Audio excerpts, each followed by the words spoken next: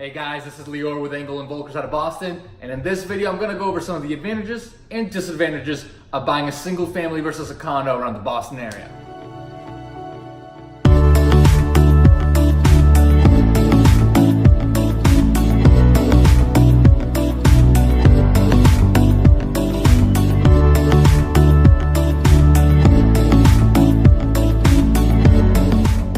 So if you're looking for a home around the Boston area and considering single families or condos, there's a couple key decision factors you gotta look at. And those are A, what's your personal preference? B, you gotta look at the financials. And C, you gotta figure out your long-term plans.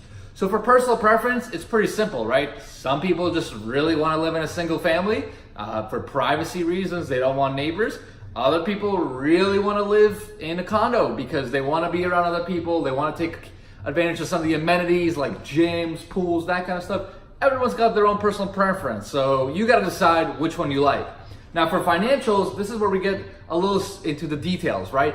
For a single family, remember, you're basically the only owner of the building, obviously. So any repairs, any maintenance, anything you do is directly on you and your wallet, right? There's no one else to share the burden with. So if you've got a leaky roof, if your furnace goes out in the middle of the winter, that's on you. Now, if you're in a condo though, it's a little different, right? Because you've got an association, they typically have a reserve budget. So if something goes wrong, like an issue with the roof, some siding issues, you kind of share the burden with the whole association.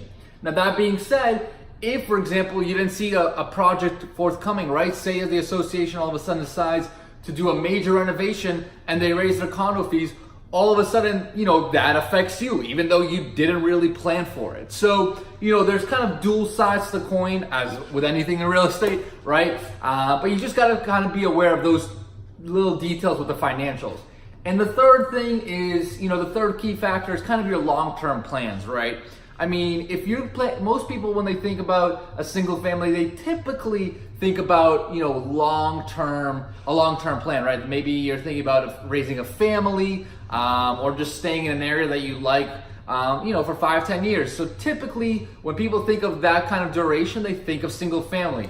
Whereas if you're gonna go a little bit something more, short to medium term, you might consider a condo, because you don't have to get involved and invest with all the big projects that a single family entails.